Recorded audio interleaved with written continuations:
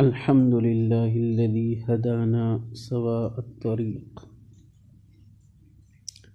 تمام تعریفیں اس اللہ کے لیے ہے جس نے ہمیں میانہ راستہ دکھائے۔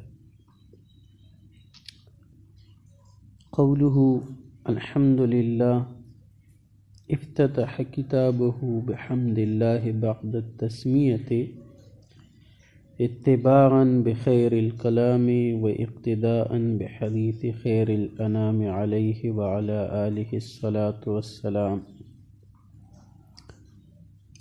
قولہ ماتن رحمہ اللہ کا یہ قول الحمدللہ۔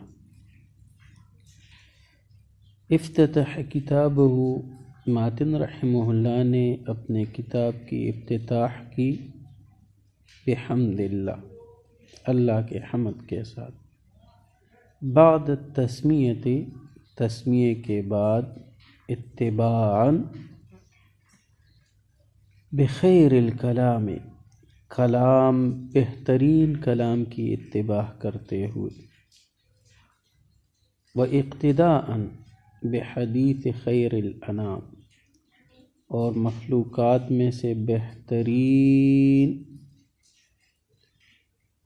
شخص کی ذات کی حدیث کی اقتداء کرتے ہوئے اس پر اور اس کے خاندان پر رحمت اور سلامتی ہو۔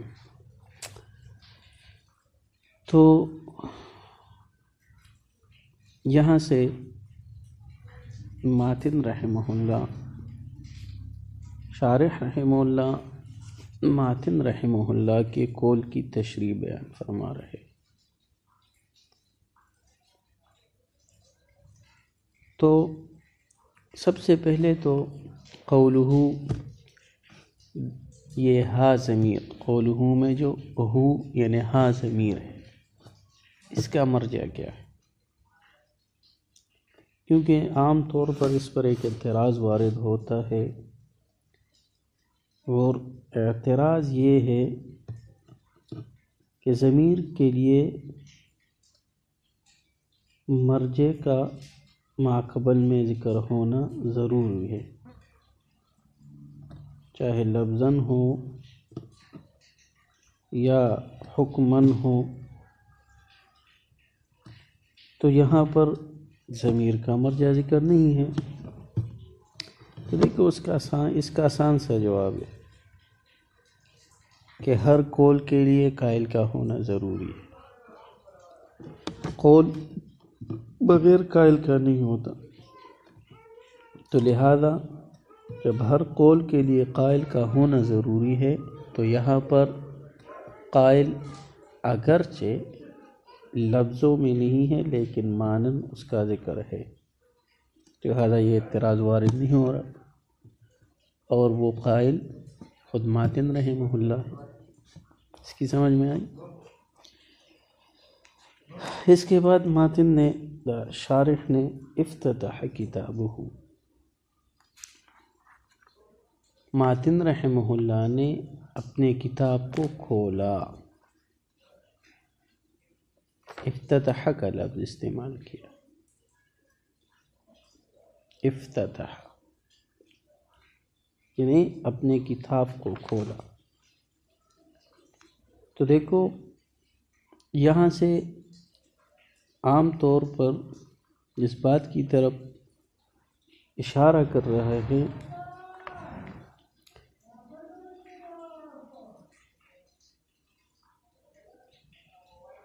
کہ دیکھو افتتاح، ماتن لے کر شارح نے افتتاح کا لفظ استعمال کیا، ابتداءً کا لفظ نہیں لایا،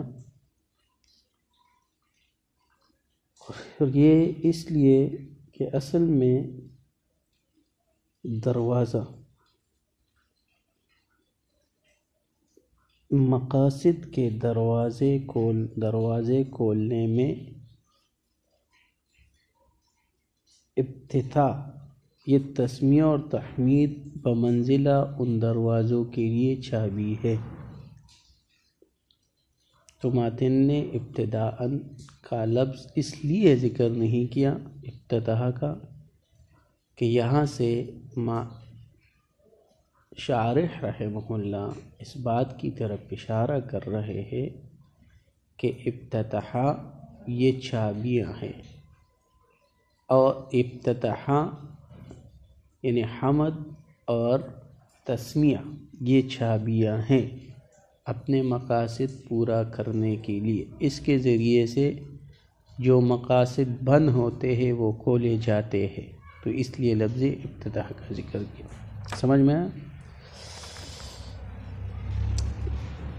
پھر افتتح کتابہ بحمد اللہ، ماتن رحمہ اللہ نے اپنے کتاب کی ابتدا حمد سے کی، تسمیہ کے بعد۔ کیوں؟ تو خود جواب دے رہے، اتباعا بخیر الکلام، یعنی کلام اللہ کی اقتدا کرتے ہوئے۔ سمجھ میں؟ کلام اللہ کی اقتدا کرتے ہوئے۔ اور وہ کس طرح؟ تو دیکھو، اللہ رب العزت نے کلام اللہ کی ابتدا بسم اللہ الرحمن الرحیم سے کی، پھر اس کے بعد الحمدللہ رب العالمین، اس سے کیا کی؟ ابتدا کی۔ سمجھ میں؟ تو بہترین جو کلاموں میں بہترین کلام ہے اس کی ابتدا کرتے ہوئے۔ ہاں، دوسرا وَإِقْتِدَاءً بِحَدِيثِ خَيْرِ الْأَنَامِ، اور حدیث کی اقتدا کرتے ہوئے، حدیث کی اقتدا کرتے ہوئے۔ پھر اس پر ایک اعتراض وارد ہو رہا ہے کہ دیکھو، حدیث میں بھی آپ تو کہہ رہے ہیں کہ اس نے حدیث اور کلام اللہ اور حدیث کی اقتدا کی ہے، لیکن جہاں پر حدیث کی بات ہے تو حدیث میں تسمیہ اور تحمید دونوں کا ذکر ہے، اور تحمید اور تسمیہ اگر آپ ان میں سے تسمیہ پر ابتدا کرو گے تو تحمید والی حدیث وہ رہ جائے گی، اور اگر آپ تحمید والے حدیث پر عمل کرو گے تو تسمیہ والی حدیث رہ جائے گی۔ یعنی اگر آپ ابتدا کرتے بسم اللہ الرحمن الرحیم سے، تو حدیث میں جس حمد کا ذکر ہے وہ حمد والی حدیث وہ کیا ہو جائے گی؟ وہ رہ جائے گی۔ اور اگر آپ نے الحمد سے ابتدا کیا تو جو تسمیہ والی حدیث ہے وہ رہ جائے گی۔ تو ان دونوں کے درمیان تطبیق کیسے ہوگی؟ سمجھ میں؟ یہ جو یہاں سے کہہ رہے فَإِنْ قُلْتَ حَدِيثُ الْإِبْتِدَاءِ مَرْوِيٌّ فِي كُلٍّ مِّنَ التَّسْمِيَةِ وَالتَّحْمِيدِ فَكَيْفَ التَّوْفِيقُ، یعنی جو حدیث ابتدا میں مروی ہے فی کل من التسمیہ، تو تسمیہ اور تحمید دونوں میں ہیں، تو توفیق کیسی ہوگی، یعنی تطبیق کیسے ہوگا؟ قلت سے یہ جواب دے رہے۔ دیکھو، سب سے پہلے یہ بات سمجھو، ابتدا تین قسم پر ہے، ابتدائی عرفی، سب سے پہلے ابتدائی حقیقی، پھر اس کے بعد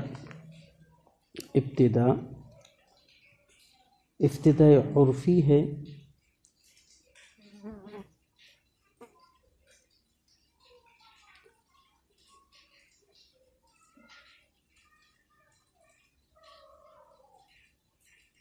اور ایک ابتدائی اضافی ہے۔ تو یہاں پر ابتدا حقیقی کس کو کہتے ہیں کہ آپ اس سے پہلے کچھ نہ ہو، یہ ابتدائی حقیقی۔ اس کے بعد ابتدائی اضافی اس کو کہتے ہیں کہ اس کے بعد کچھ ہو، پہلے کا اعتبار نہ کیا جائے۔ اور ابتدائی عرفی کہ مقصود سے پہلے جو چیزیں ہیں وہ ابتدائی عرفی کہلاتی ہیں۔ اس بات کی سمجھ آ گئی؟ تو دیکھو یہ بات تو شارح کہہ رہے قلت الابتداء فی حدیث التسمیۃ محمول علی الحقیقی، یہ جس حدیث کی آپ تسمیہ والی حدیث ہے اس میں ابتداء سے ابتداء حقیقی مراد ہے، تو لہذا حقیقی ابتداء وہ تسمیہ سے ہوگی جو اس سے پہلے کچھ نہ ہو۔ وفی حدیث التحمید علی الاضافی، اور جو حدیث حمد والا حدیث ہے اس سے مراد کیا ہے؟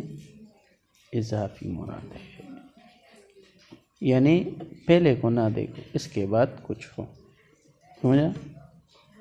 یا علی العرفی، یہ عرفی اضافی عرفی پر، کہ مقصود سے پہلے جو چیز ہے وہ کیا ہے؟